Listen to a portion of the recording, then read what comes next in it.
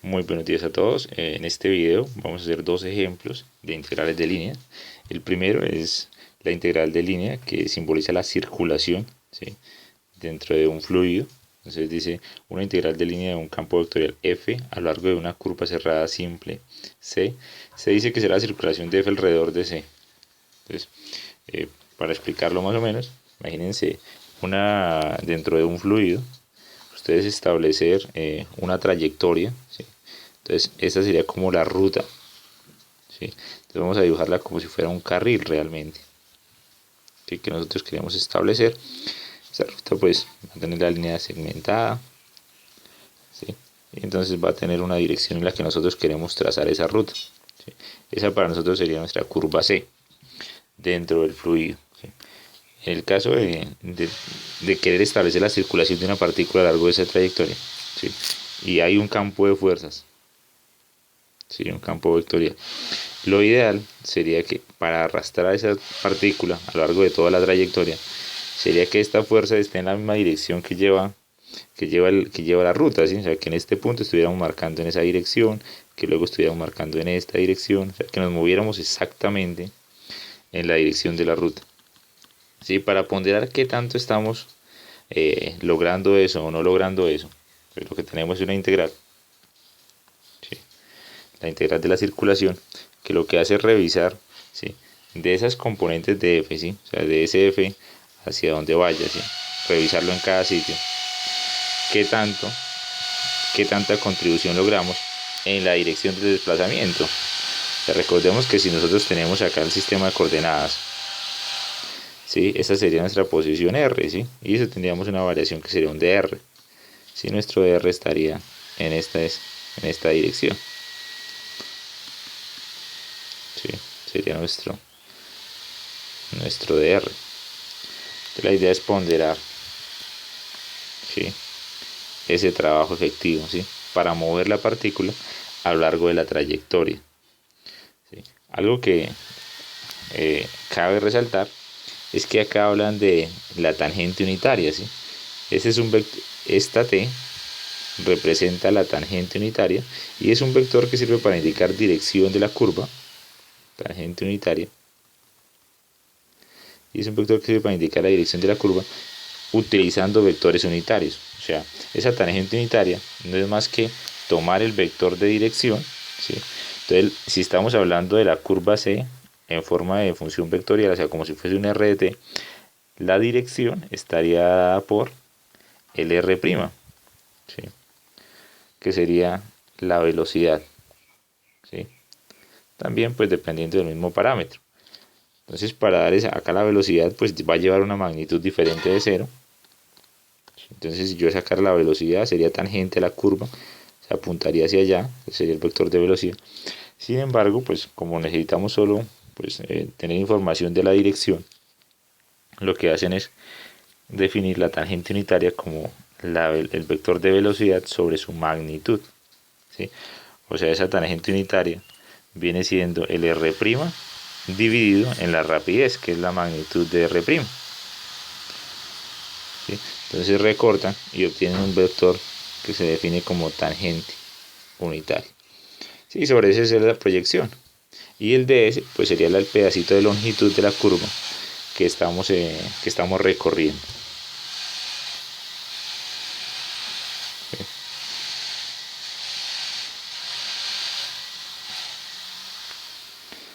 Recordemos que anteriormente hemos visto que para despejar el dr teníamos que dr de t equivalía a, entonces teníamos que dr era r', dt es r', dt, y que dr lo escribíamos como r' por el dt, ¿sí? Entonces esta es una nueva forma de escribirlo, como la tangente unitaria multiplicada por el ds, ya sabiendo cuál es nuestra tangente unitaria, ¿sí? El ds lo que le da es la longitud, o sea, el cuánto mide ese desplazamiento, ¿sí? Porque entonces esta es la magnitud y esta es la dirección. dada en forma unitaria. Entonces, ese concepto de circulación pues va a ir ligado de la siguiente manera. Entonces, cuando se tiene digamos que un aporte efectivo realizando el trabajo, ¿sí? O sea, haciendo ese producto punto, ¿sí? Esa integral a lo largo de toda la curva pues nos va a dar positiva. Y entonces vamos a lograr un movimiento contrario. Entonces, tenemos más o menos las siguientes premisas. Si la integral de línea, o sea, la integral de circulación de f punto TDS, ¿sí? O f punto R es mayor que 0, tenemos un movimiento antihorario.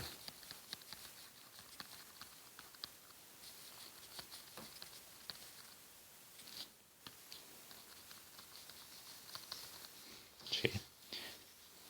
Pero si esa integral de línea en términos generales, ¿sí?, es 0 sobre la curva, pues no estamos haciendo realmente una contribución efectiva, ¿sí? Algunas veces ayuda, otras retrasa, técnicamente se anula. Entonces estamos hablando de que hay una tendencia al no movimiento.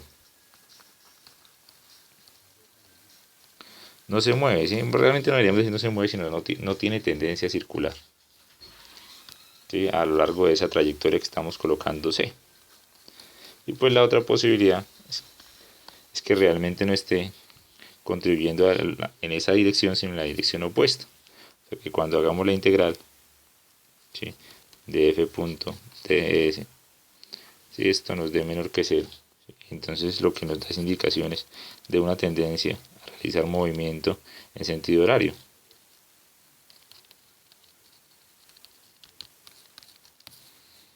¿Sí? Ahora vamos a hablar de un ejercicio en el que nos dicen: suponga que una curva suave C está descrita por una función vectorial r de t para valores entre a y b, sean la aceleración, la velocidad y la rapidez dadas por. Entonces tenemos la A minúscula, que es la aceleración, la velocidad,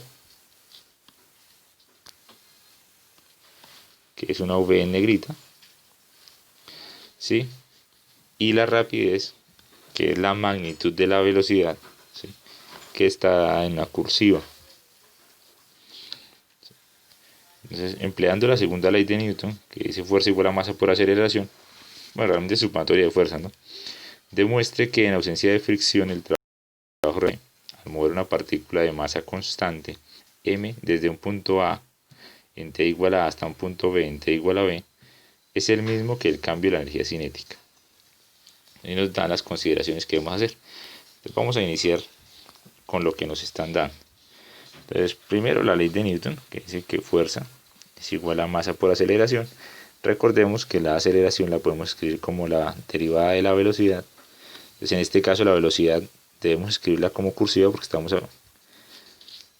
no debemos escribirla como cursiva porque debemos seguir la nomenclatura que nos están dando acá.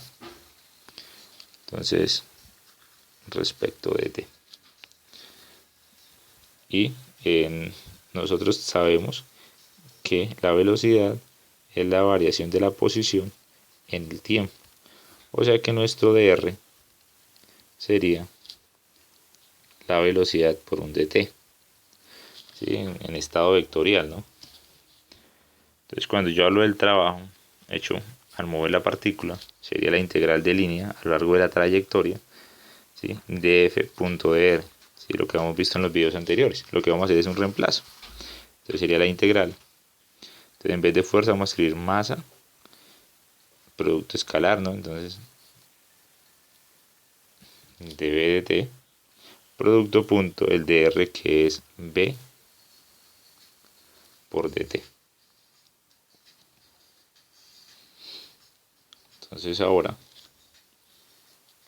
nos quedaría de la siguiente manera. Entonces acá tenemos la masa es una constante.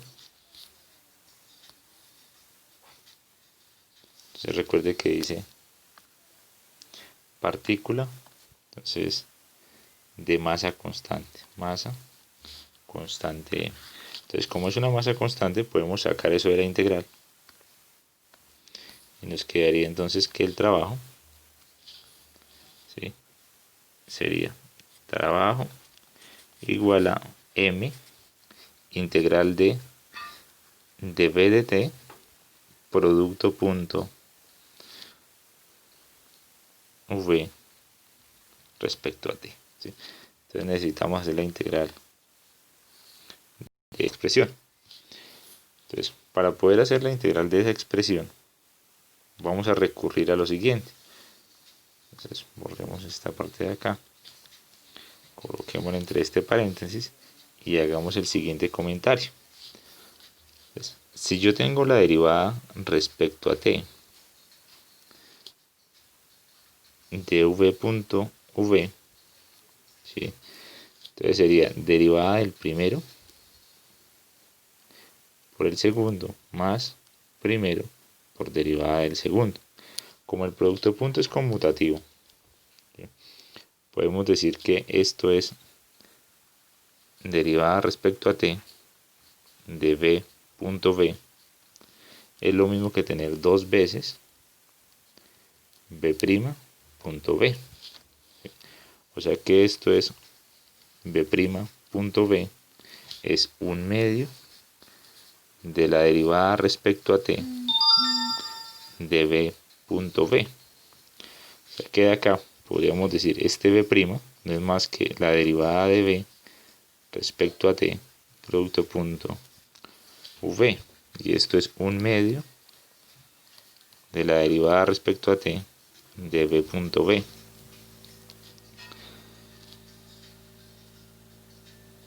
¿Sí?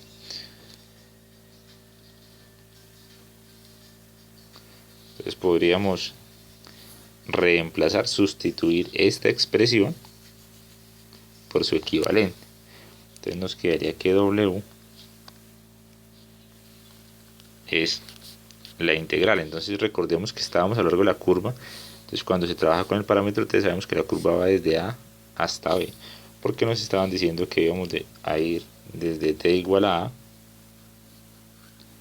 desde un t igual a hasta un t igual a b. Entonces nos quedaría que esto es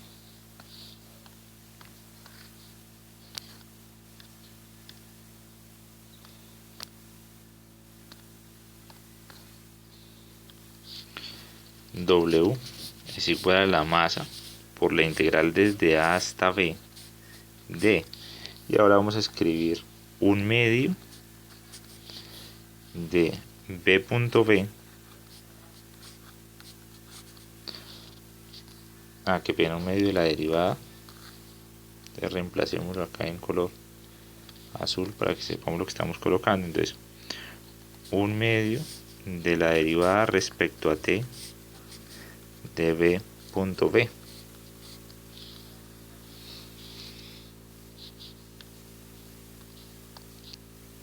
derivado. Entonces ahora integrado. En esa expresión que nosotros estamos manejando ahí, haríamos lo siguiente.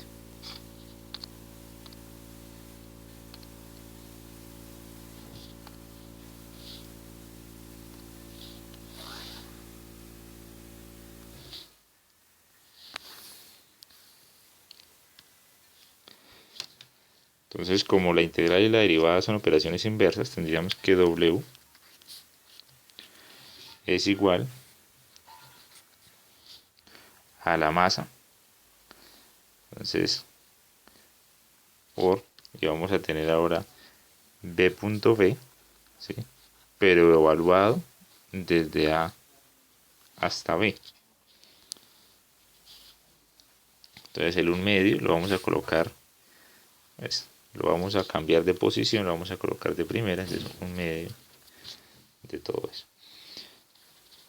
Recordando, ¿sí? Cuando se trabajan vectores, tener el producto punto de dos vectores, u punto u, es tener la magnitud de u, pero al cuadrado. ¿Sí? Recordemos que si por ejemplo usted tiene un vector v, ¿sí? que tiene componentes ABC, ¿sí? y usted hace b punto v, está haciendo ABC punto ABC. Esto nos daría a cuadrado, b cuadrado, c cuadrado, que esto coincide con la magnitud del vector, pero al cuadrado. ¿Sí? Ya no tiene la raíz. O sea que se puede colocar como b en magnitud, pero al cuadrado. Entonces acá lo que podemos hacer es decir que esto es w, un medio de la masa. Y acá en vez de colocar el punto b, podemos colocar la magnitud de b al cuadrado desde a hasta b. Y de lo que nosotros estamos manejando, ¿sí? Esa magnitud de la velocidad es la rapidez, ¿sí? Entonces nos quedaría que w es igual a un medio de la masa por la rapidez al cuadrado desde a hasta b. O sea que esto es un medio de la masa por la velocidad, la rapidez al cuadrado en b, qué pena, en b, menos un medio de la masa por la velocidad, por la rapidez al cuadrado en a, ¿sí? Que es lo que me pedían demostrar, que el trabajo era igual a la energía cinética en b menos la energía cinética en a. Y ya tenemos esa demostración.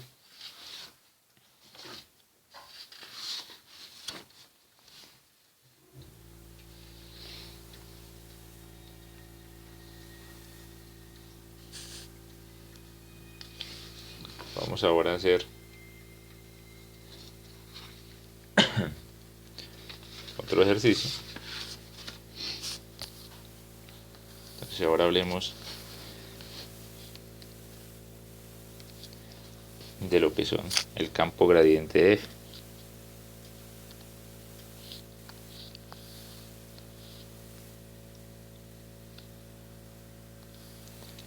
Entonces, campo gradiente de la función f.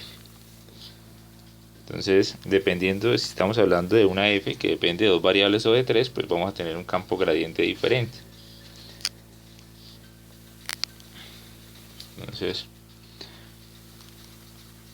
para el caso en que hablamos de una f que depende de x y y, ¿sí? El gradiente estaría dado de la siguiente manera. Entonces, cuando hablamos de gradiente de la función f de x, y, lo que hacemos es derivada de f respecto a x,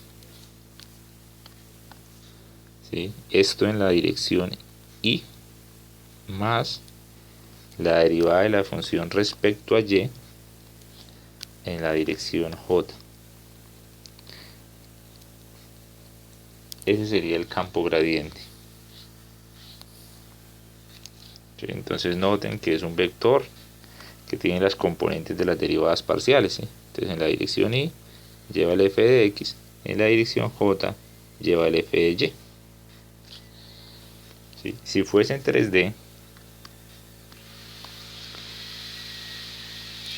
si fuese para funciones de la forma x, y, z, entonces el gradiente es un campo en 3D, porque ya tiene componente k.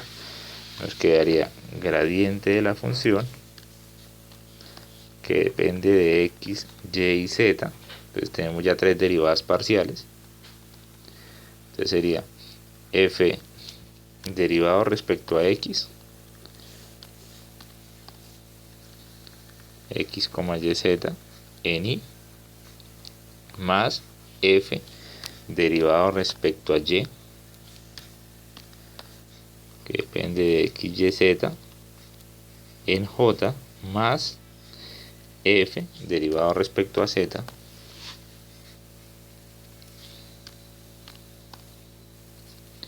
que depende de x, y, z en k. ¿Sí? Entonces ya tenemos las tres componentes. Vamos a hacer un par de ejemplos de eso del campo gradiente.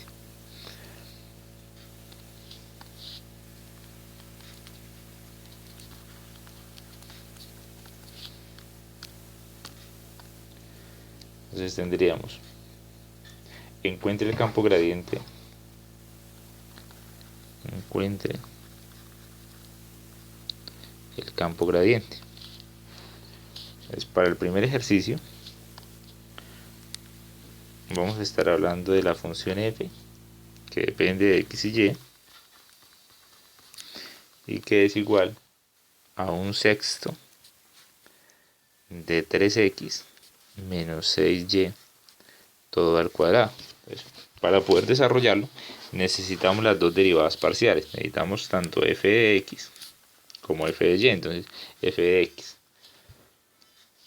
entonces un sexto, y va a tener una expresión al cuadrado, entonces sería dos veces la misma expresión, ya no al cuadrado sino a la 1, por la derivada interna que sería 3. Entonces nos quedaría, simplificando,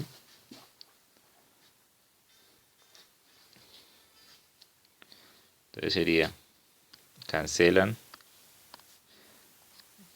6 con 6.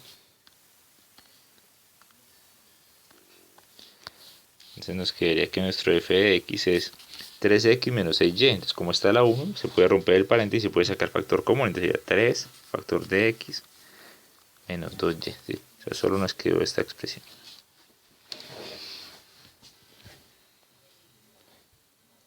Ahora nuestro f de y. Entonces f de y es un sexto, ¿sí?, de dos veces la expresión, pero la derivada interna es menos 6. Entonces al momento de cancelar nos quedaría que f de y es, cancelan el 6 con el 6 y nos quedaría 3 factor común y 2, entonces sería 6 veces negativo, entonces menos 6 de x menos 2y.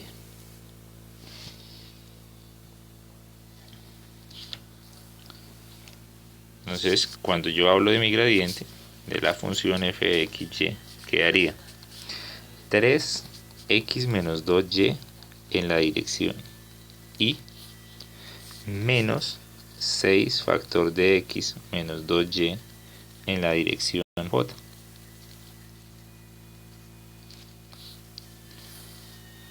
Otro ejemplo. Vamos a trabajar con un f que depende de x, y y z, ¿sí?, y es y más z menos x Euler a la menos y cuadrado. Entonces cuando hacemos el f de x sería y0, entonces z se deriva y da 0, nos quedaría la derivada de x es 1, entonces nos quedaría menos Euler a la menos y cuadrado, que se toma como una constante. Respecto a y, la derivada sería 1, z se va porque es una constante, y derivan la exponencial, entonces la derivada de la exponencial sería la expresión, pues menos x, que es una constante, el mismo Euler, por la interna que es menos 2y. O sea que tendríamos que nuestro f de y realmente es 1 más 2xy Euler a la menos y cuadrado. Y en z, la derivada parcial sería simplemente la unidad. Entonces cuando hablamos del gradiente sería menos Euler a la menos y cuadrado en i más 1 más 2xy Euler a la menos y cuadrado en j más k.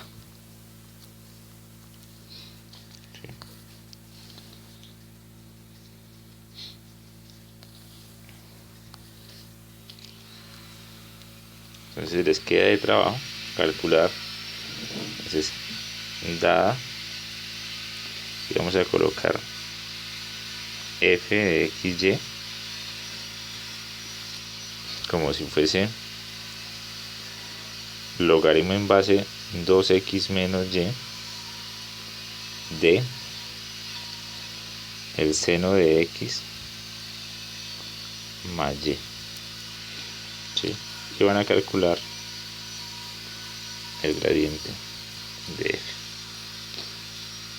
¿Sí? Si es posible. Ahora pasamos al concepto de campos vectoriales conservativos.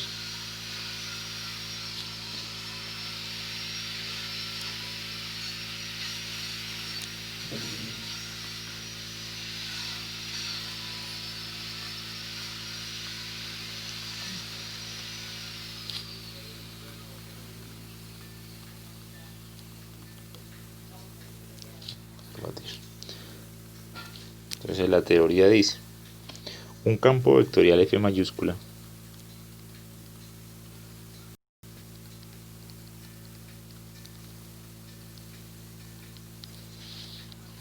se dice que es conservativo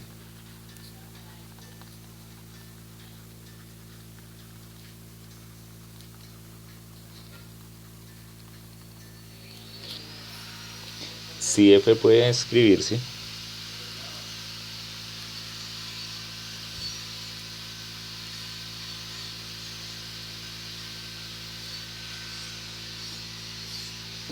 como un gradiente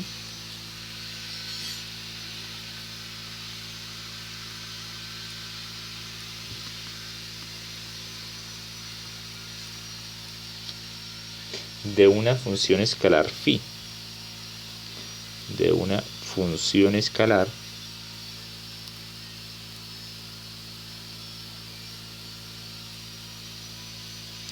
¿sí? Entonces recuerden la diferencia, ¿no? Nosotros hablamos de F mayúscula como un campo vectorial, sí, que tiene componentes.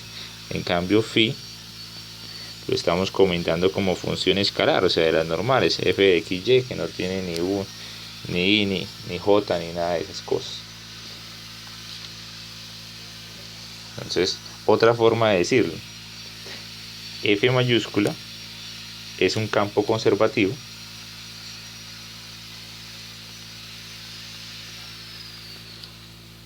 si existe una función phi, existe una función phi tal que, ¿sí? Entonces la condición de campo conservativo diría el gradiente de phi es igual a f.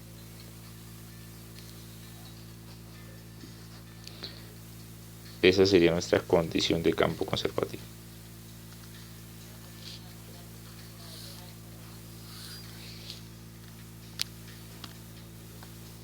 ¿Sí? Entonces acá, recuerde, f está haciendo las veces de ser un campo vectorial y estamos tratando de probar que es conservativo. ¿Sí?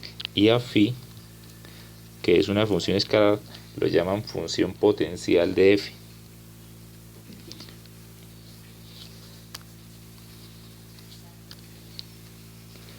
Función potencial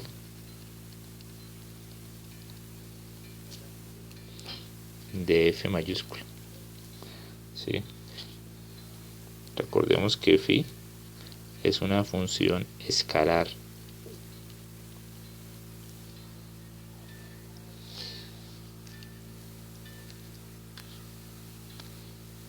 Entonces vamos a colocar acá un par de ejemplos.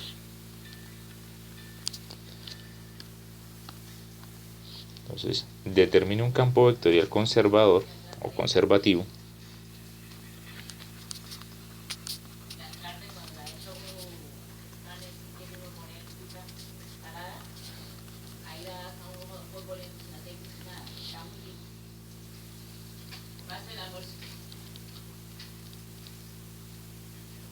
conservativo también lo llaman conservador.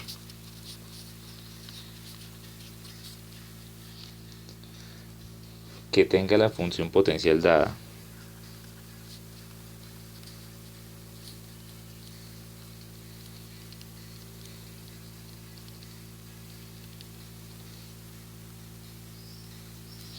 ¿Sí?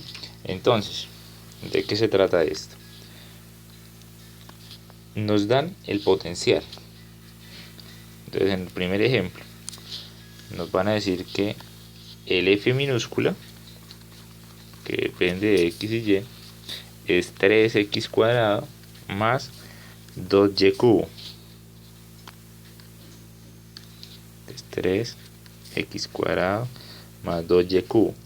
Esta que está acá, que nos están dando, es la función potencial, ¿sí? Que es escalar, o sea que no tiene ni I, ni J, ni nada de esas cosas. Cuando yo le saco a esa función el gradiente, ¿sí? Gradiente de esa función f minúscula, me quedaría 6x en i más 6y cuadrado, ¿sí? En j. Esa función que aparece ahí es la que uno llama f mayúscula, que esta ya no es escalar, la de arriba era escalar, la de abajo es un campo vectorial, ¿sí? Y como sabemos que proviene de una función, digamos una función madre, ¿sí? Una función potencial, ¿sí? Y la conocemos, sabemos que existe, ¿sí? Sabemos que este es el gradiente del de ahí, ¿sí?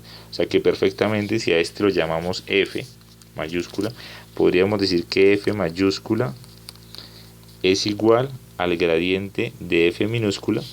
O sea, podríamos decir que f mayúscula es igual a el gradiente de phi, porque phi es el mismo f minúscula, que depende de x y y. Entonces tenemos que este campo vectorial es conservativo.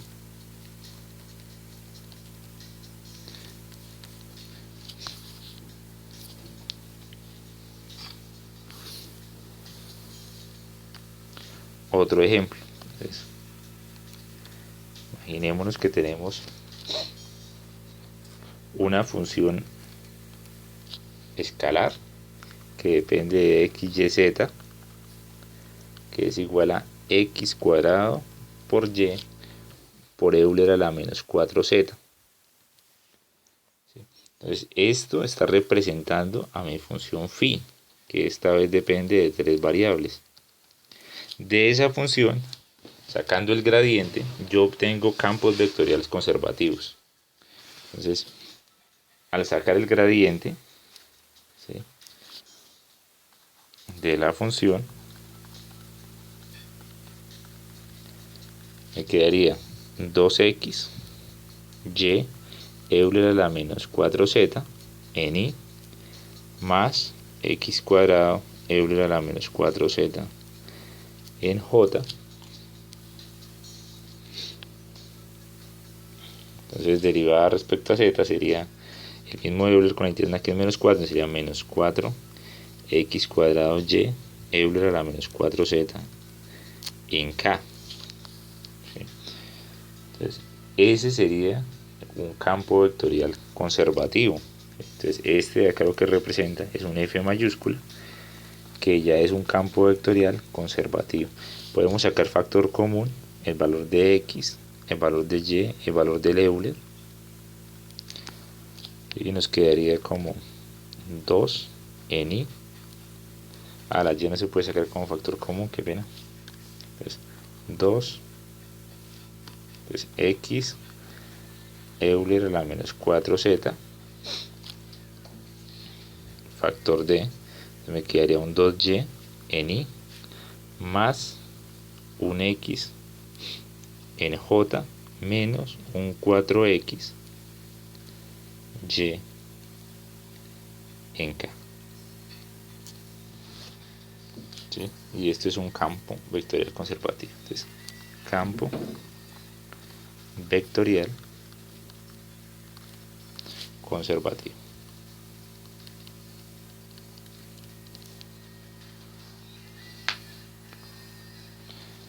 Entonces, por ahora estábamos haciendo, me daban phi y me preguntaban por f mayúscula.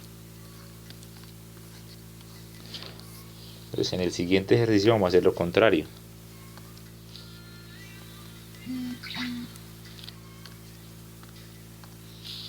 Entonces dice,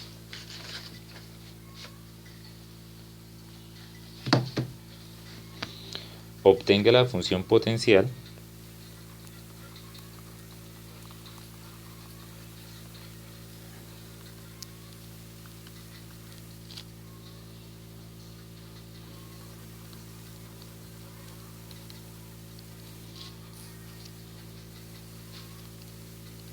del campo conservativo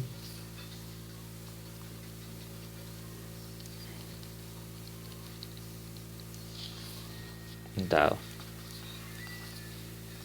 Entonces nos dan en estos ejercicios, nuestro punto de partida es el f mayúsculo. Entonces nos dan el campo conservativo. Entonces dice que esto es